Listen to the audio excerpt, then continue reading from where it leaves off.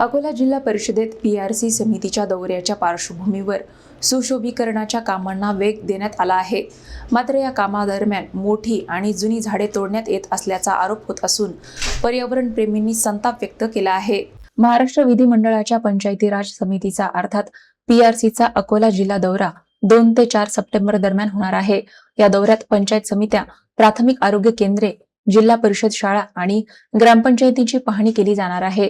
दौऱ्याच्या पार्श्वभूमीवर जिल्हा परिषद प्रशासनाची लगबग वाढली असून परिसराच्या सुशोभीकरणाला वेग आला आहे।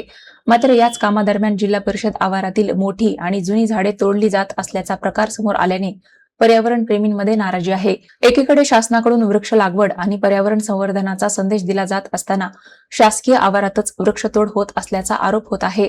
झाडे तोडण्यास परवानगी कोणी दिली, किती झाडे तोडण्यात आली, तसेच संबंधित विभागाची अधिकृत परवानगी घेण्यात आली होती का, याची चौकशी करण्याची मागणी होत आहे। वरिष्ठ अधिकाऱ्यांनी या प्रकरणाची दखल घेऊन चौकशी करावी अशी मागणी पर्यावरण प्रेमी आणि नागरिकांकडून केली जात आहे। प्रत्येक विभागात भ्रष्टाचार बोकाळलेला आहे।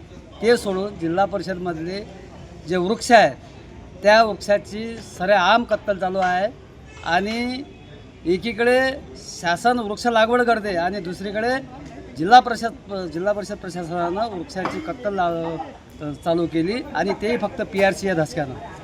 PRC तुम्हाला वृक्षाची कत्तल करायला सांगत नाही, तर PRC भ्रष्टाचार जो बोकाळलेला आहे तो समाप्त करण्यासाठी PRCचं आगमन होत आहे। वृक्ष कत्तल ही गंभीर बाब आहे।